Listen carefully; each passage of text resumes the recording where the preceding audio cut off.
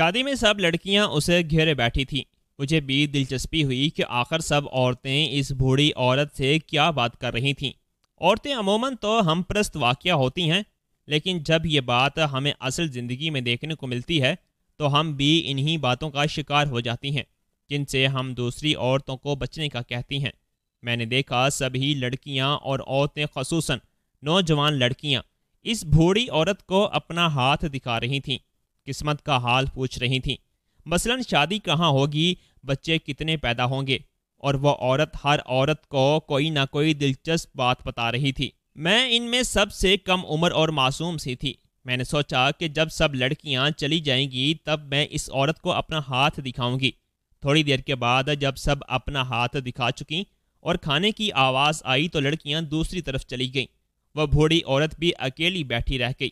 سنجیدہ مزاج تھی، ان ہنگاموں میں اس کا بھی شاید دل نہیں لگتا تھا۔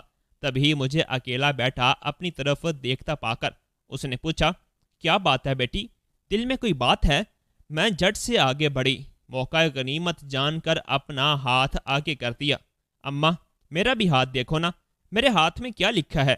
بیٹی، میں تمہارا ہاتھ نہیں دیکھ سکتی، تمہاری قسمت بتانے سے نہ جانے کیوں مجھے ڈر لگ رہا ہے۔ بعض اوقات منہ سے نکلا سچ بھی ہو جاتا ہے۔ میں چاہتی ہوں کہ تم اپنے نصیب کے بارے میں کسی سے نہ پوچھو، ورنہ شاید عمر بھر روتی رہو۔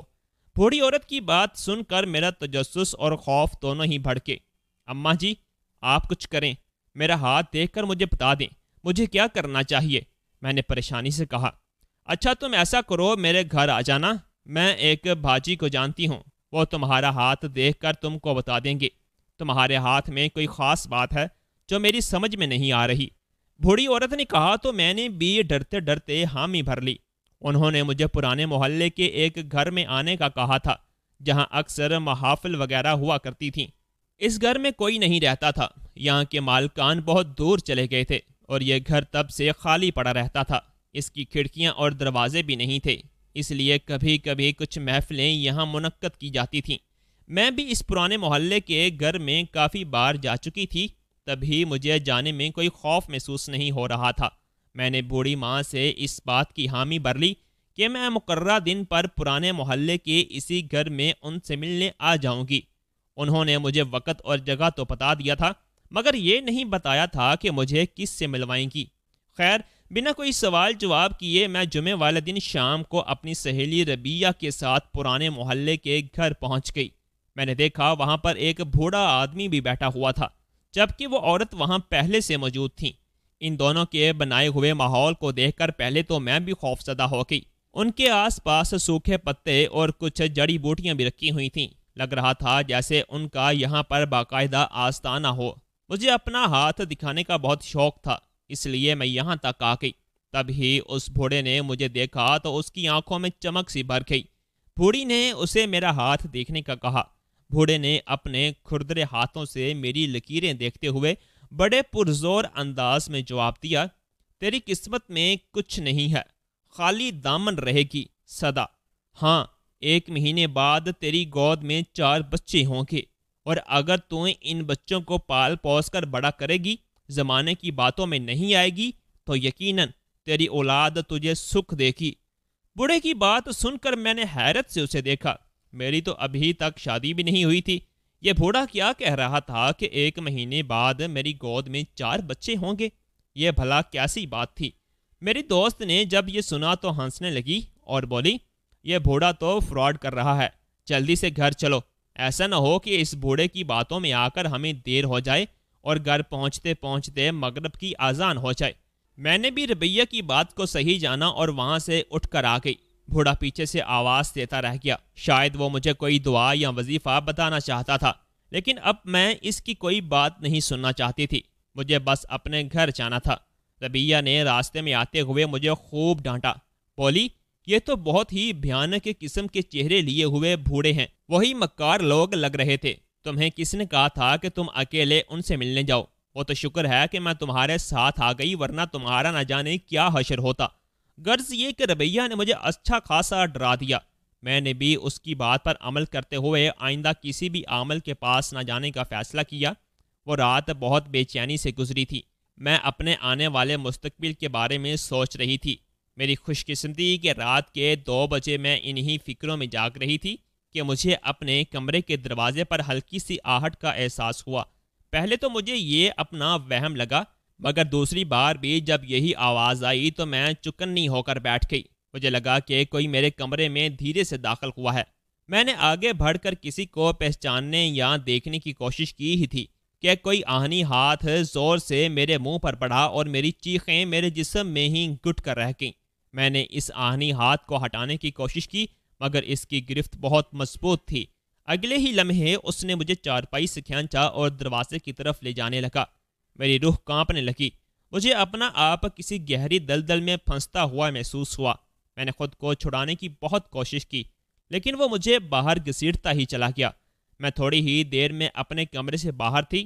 اب وہ مجھے شاید دوسرے کمرے میں لے جا رہا تھا۔ تب شاید اس کا بھی پاؤں پھسلا اور میرے منہ سے اس کا ہاتھ ایک لمحے کے لیے ہٹ گیا۔ اسی لمحے میں نے بھرپور طاقت سے چیخ ماری اور اپنے ماموں ممانی کو بلایا، جو کہ ساتھ والے کمرے میں ہی سوتے تھے۔ میں بچپن سے اپنے ماموں ممانی کے گھر رہتی تھی کہ میرے اماں ابا اس دنیا سے جا چکے تھے۔ چیخ مارنے کی دیر تھی کہ اس آہنی ہاتھ نے مجھے چھوڑ دیا اور عین اسی لمحے ماموں بھاگتے ہوئے باہر آئے۔ انہوں نے راہداری کی لائٹ آن کی تو آہنی ہاتھ والے کا چہرہ دیکھتے ہی میری حرکت کی انتہا نہ رہی۔ وہ کوئی اور نہیں، میرے ماموں کا بیٹا عمیر تھا۔ عمیر سے میں نے ایسی توقع کبھی نہیں کی تھی۔ میں اسے اپنا بھائی سمجھتی تھی، اور پھر عمیر نے وہ رنگ دکھایا جو شاید میں نے سوچا تو کیا، کبھی اپنے خوابوں میں بھی گمان نہیں کیا ہوگا۔ عمیر نے مجھ پر بد چلنے کا الزام لگایا۔ اس سے پہلے کہ ماموں کچھ کہتے، ممانی بھی اپنے بیٹے کی حمایت میں کود پڑی۔ میں تو شروع دن سے کہتی تھی کہ اس ڈائن کے لچھن اچھے نہیں ہیں۔ خوب جانتی ہوں کہ اس نے یہ سب ڈرامہ کیوں کیا، تاکہ میرے بیٹے پر الزام لگا کر اس گھر میں ہمیشہ کے لیے میرے سینے پر موم جلنے کو رہ جائے۔ ایسا ہرگز نہیں ہوگا۔ میں تجھے اس گھر کی بہو نہیں بننے دوں گی۔ تو کیا سمجھتی ہے تو میرے بیٹے پر الزام لگا کر اپنے ماموں کی ہمدردیاں سمیٹ لے گی؟ وہ بھلے تمہاری حمایت کریں، مگر میں اپنے بیٹے کو خوب جانتی ہوں۔ ممانی نے لمبی تقریر عمیر کی حمایت میں کر ڈالی۔ کسی نے نہ دیکھا کہ سچ کیا تھا، جھوٹ کیا تھا۔ ماموں جو پہلے میرے حق میں کھڑے ہونے کا تھوڑا بہت سوچ بھی رہے تھے، ان کے چہرے کے تاثرات بھی فوراً بدل گئے۔ ممانی کی دلیل ہی شاید اتنی مضبوط تھی، حالانکہ میں تو ان سب کی بہت عزت کرتی تھی۔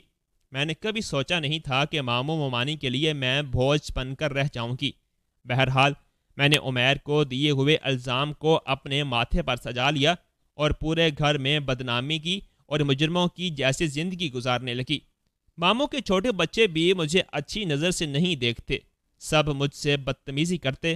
گھر میں میری کوئی عزت نہیں تھی، مگر مجھے یہ سب بھی قبول تھا۔ مجھے تھوڑا بہت ماموں کا سہارا تھا، جو کبھی کبھی میرے سر پر ہاتھ رکھتے تھے، مجھے اپنے ہونے کا احساس دلاتے، مگر ان کی بھی ممانی کے سامنے ایک نہ چلتی۔ مگر پھر قدرت کی کرنی ایسی ہوئی کہ مجھ سے یہ آخری سہارا بھی چھن گیا۔ وہ دن قیامت کے جیسا تھا جب ہمیں ماموں کے ایکسیڈنٹ کی خبر ملی۔ ماموں اس دنیا سے جا چکے تھے۔ میرا تو آخری سہارا بھی دم توڑ چکا تھا۔ اب مجھے اپنا آپ اس بڑی دنیا میں اکیلا اور تنہا محسوس ہو رہا تھا۔ ممانی جب ماموں کے غم سے فارغ ہوئیں تو انہوں نے مجھے تیکھی نظروں سے دیکھنا شروع کر دیا۔ چونکہ محلے والوں کا دباؤ تھا، اس لیے وہ مجھے گھر سے تو نکال نہیں سکتی تھیں، مگر اس گھر میں میری زندگی کو جہنم بنا کر رکھ دیا۔ گھر کے سارے کام مجھ پر ڈال دیے۔ تھوڑی بہت رقم جو وہ کام والی کو دیتی تھی، انہوں نے اس کا حساب بھی مجھ سے لینا شروع کر دیا۔ اب میں سارے گھر کے کام کرتی اور دن بھر ایک روٹی کے لیے ترستی رہتی۔ مجھے یہ زندگی بھی قبول تھی، مگر ایک دن ایک ایسا واقعہ ہوا جس نے مجھے گھر سے نکلنے پر مجبور کر دیا۔ اس دن ممانی کو کوئی ضروری کام پڑ گیا تھا۔ وہ اپنی کسی دوست کے گھر گئی تھی، شاید ان کے ہاں بچے کی پیدائش تھی۔ ممانی نے مجھے چھوٹے بچوں کو سلانے کا اور انہیں کھانا کھلانے کا ذمہ سونپا تھا۔ میں یہ سب کر کے فارغ ہوئی تھی، اپنے کمرے میں جا ہی رہی تھی کہ راستے میں مجھے عمیر مل گیا۔ اس کو دیکھتے ہی میرا خون سوکھنے لگا، ہاتھ پاؤں کانپنے لگتے تھے کہ وہ تھا ہی ایسا بدچلن اور بدکردار کہ جس کا اندازہ مجھے پچھلے 1 مہینے میں بخوبی ہو چکا تھا۔ وہ بس موقع کا فائدہ اٹھانا جانتا تھا۔ اس نے کبھی اس بات کی پرواہ نہیں کی کہ اس کی ایک چھوٹی سی حرکت سے میری زندگی میں کتنا بڑا طوفان آ جائے گا۔ بہرحال میں نے اس کو نظر انداز کیا اور اپنے کمرے کی طرف بڑھنے ہی لگی تھی کہ آگے بڑھ کر اس نے میرا ہاتھ پکڑ لیا اور میرا راستہ روکنے کی کوشش کی۔ مجھے لگا 1 منٹ اور میں عمیر کے سامنے رہی تو زندگی پر پچھتاؤں گی۔ میں نے اس کی آنکھوں پر جھپٹا مارا اور فوراً ہی اس کی توجہ ہٹنے کی دیر تھی کہ میں اس کی گرفت سے نکل کر باہر کے دروازے تک آ گئی۔ میں جانتی تھی کہ میرے کمرے کے دروازے کی کنڈی کمزور ہے، وہ مجھے یہاں بھی نہیں بخشے گا، سو میں باہر والے بیرونی دروازے سے نکل کر سڑک پر آ گئی۔ میں جوتے بھی نہیں پہن رکھے تھے، سردی سے میرا جسم کانپ رہا تھا، جبکہ میرے پاس باہر نکلنے کے علاوہ اور کوئی چارہ بھی نہیں تھا۔ مگر عمیر کو یہاں بھی شرم نہیں آئی۔ اپنے گھر کی عزت کو سڑک پر لا کر بھی اسے سکون نہ آیا تو وہ میرے پیچھے پیچھے آنے لگا۔ شاید کہ وہ مجھے گھر واپس لانا چاہتا تھا، لیکن جب میں نے اس کی آنکھوں کے لال ڈورے دیکھے تو میں نے پکا ارادہ کر لیا کہ اب مر بھی جاؤں تو گھر واپس نہیں جاؤں گی۔ عمیر مجھے ہلکی آواز میں دھمکانے لگا، گھر چلو ورنہ بدنامی ہوگی، تمہاری بھی اور ہماری بھی، کیوں تماشا لگا رہی ہو؟ مگر مجھے اس پر یقین نہیں تھا۔ میں جانتی تھی میرا یقین کوئی نہیں کرے گا، عمیر یقیناً مجھ پر ایک نیا الزام ہی لگائے گا۔ تب آگے بڑھتے ہوئے میں نے دیکھا ایک گھر جس کا دروازہ کھلا ہوا تھا۔ کچھ نہ سوچتے سمجھتے میں اس گھر میں نظر بچا کر چلی گئی اور اندر سے دروازہ بند کر لیا۔ شاید عمیر کی نظروں میں نہ آ سکی تھی، اس لیے وہ آگے چلا گیا۔ میں نے خدا کا شکر ادا کیا اور اللہ سے دعا مانگنے لگی کہ وہ اس گھر میں میری عزت کو محفوظ رکھے۔ مجھے یہاں چھپے ہوئے 2-3 منٹ ہی گزرے تھے کہ مجھے سیڑھیوں سے کسی کے اترنے کی آواز آئی۔ میں ایک بار پھر کانپنے لگی تھی۔ مجھے اب کسی پر بھروسہ نہیں رہا تھا۔ آنے والے شخص کو شاید میری موجودگی کا علم ہو گیا تھا۔ اس نے آتے ہی سیڑھیوں پر لگے بلب کو روشن کیا اور ادھر ادھر دیکھنے لگا۔ جب اس کی نظر مجھ پر پڑی تو چہرے پر مسکراہٹ اور حیرت ایک ساتھ ابھری۔ اس کے چہرے کی تاثرات دیکھ کر نہ جانے کیوں مجھے ایسا محسوس ہوا جیسے وہ بھی کوئی صحیح آدمی نہیں ہے۔ یا اللہ، میں کہاں آ گئی ہوں؟ میں نے سوچا اور بے بسی سے میری آنکھوں سے ایک آنسو ٹپک پڑا۔ اس آدمی نے جیسے ہی مجھے روتا ہوا دیکھا تو فوراً آگے بڑھ کر مجھے خاموش کروانے لگا۔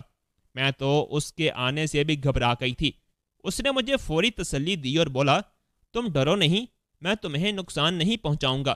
تم جہاں سے بھی آئی ہو میں جانتا ہوں کہ اس گھر میں پناہ کی نیت سے آئی ہو۔ یہ کمرہ ہے، میں تمہیں اوپر چلنے کو نہیں کہوں گا، میرا گھر ہے، ڈرنے کی ضرورت نہیں ہے۔ تم یہ کمرہ کھول کر دیکھ لو، اس میں تم باحفاظت رہ سکتی ہو۔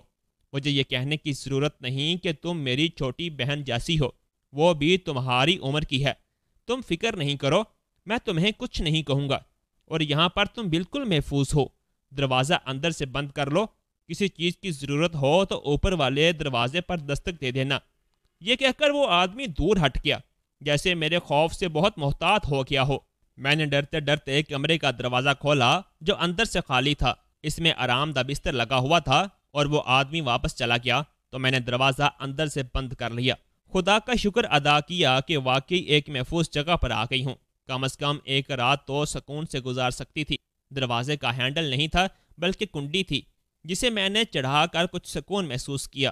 بستر پر آ کر لیٹی تو دن بھر کی سوچیں میرے ذہن میں گردش کرنے لگیں۔ میں نے اب پکا ارادہ کر لیا تھا کہ ماموں کے گھر کبھی نہیں جاؤں گی۔ عمیر نے یقیناً ممانی کو میرے بارے میں کافی بھڑکا دیا ہوگا اور اب وہ میری شکل بھی نہیں دیکھنا چاہتی ہوں گی۔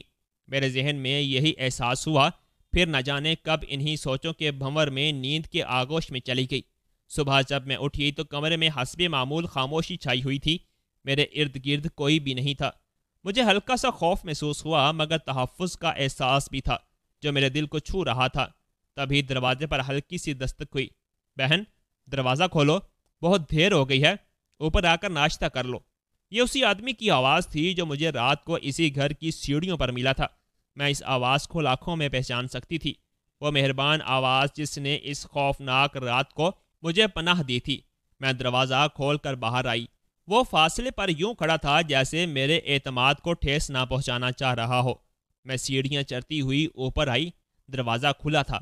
اس آدمی کے گھر سے باتوں اور ہنسنے کی آوازیں آ رہی تھیں۔ اس نے مجھے اپنے گھر والوں سے ملوایا، جس میں اس کی ایک چھوٹی بہن، ماں اور ایک بڑی بیٹی شامل تھیں جو شاید شادی شدہ تھیں اور اپنے بچوں کے ساتھ اس کے گھر آئی تھی۔ اس کے گھر والوں سے مل کر میں نے بہت خوشی محسوس کی۔ وہ دن بھی یوں ہی گزر گیا۔ میں اس گھر میں رہتے ہوئے خود کو محفوظ اور خوش محسوس کر رہی تھی، مگر میں یہاں کب تک رہ سکتی تھی؟ یہ تو ان لوگوں کی شرافت تھی کہ انہوں نے میرے بارے میں مجھ سے بغیر کچھ پوچھے مجھے اس گھر میں رہنے کی جگہ دی تھی۔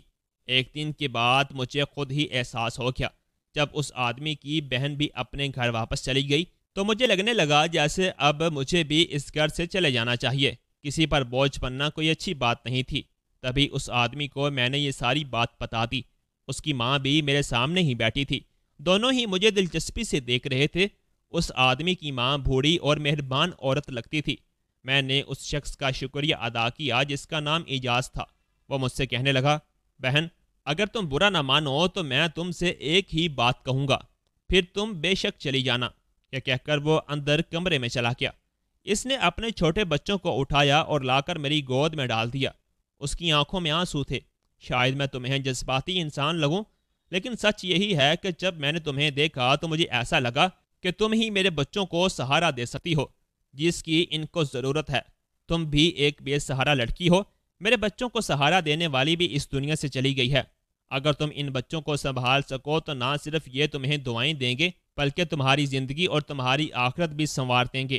جب تمہارے لیے کوئی اچھا رشتہ ملے گا تو میں تمہیں اپنے ہاتھوں سے رخصت کروں گا، تب تک میں تمہیں سہارا دوں گا۔ تم میرے بچوں کی عارضی ماں بن جاؤ، میں تمہارا شکر گزار رہوں گا۔ اس آدمی نے میرے آگے ہاتھ جوڑ دیے۔ لگتا تھا جیسے وہ نوکرانیوں، کام والیوں اور دائیوں کے ہاتھوں تنگ آ چکا تھا۔ اس آدمی کی ماں نے بھی مجھ سے یہی التجا کی۔ ان چھوٹے چھوٹے بچوں کو دیکھ کر مجھے ان پر رحم آ گیا۔ میں نے اسی گھر میں رہنے کا فیصلہ کیا۔ تب مجھے اس نجومی کی وہ بات یاد آئی جس نے کہا تھا کہ 1 مہینے بعد تمہاری گود میں 4 بچے ہوں گے، مگر شاید علم نجوم ہمیشہ ادھورا ہی رہتا ہے۔ علم نجوم آدھی بات بتاتا ہے جو انسان کے لیے بعض اوقات خطرناک ثابت ہوتی ہے۔ بہرحال میں بھی اس کے گھر رہنے لگی۔ اعجاز بھائی رفتہ رفتہ میرے ساتھ گلتے ملتے گئے۔ میں نے بھی ان کے بچوں کو بہت محبت دی۔ وہ میرے ساتھ مانوس ہوتے چلے گئے۔ 5 سال کیسے گزرے پتہ ہی نہیں چلا۔ اب تو سب ہمارے رشتے پر اعتراض اٹھانے لگے تھے۔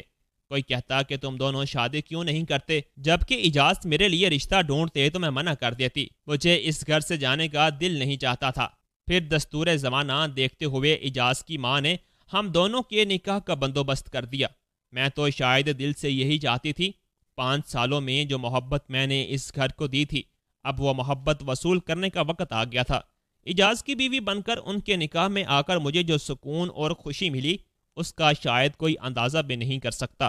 میں اعجاز کی شکر گزار ہوں جنہوں نے مجھے سہارا دے کر اس بے رحم دنیا کے کرب سے بچا لیا، ورنہ شاید میری زندگی بھی کسی طوفان کی مانند ہی گزرتی۔ دوستو، آپ کو ہماری آج کی کہانی کیسی لگی کمنٹ باکس میں اپنی قیمتی رائے کا اظہار لازمی کیجیے گا۔ کہانی اچھی لگی ہو تو ویڈیو کو لائک اور چینل کو سبسکرائب بھی لازمی کر دیجیے گا۔ اللہ حافظ۔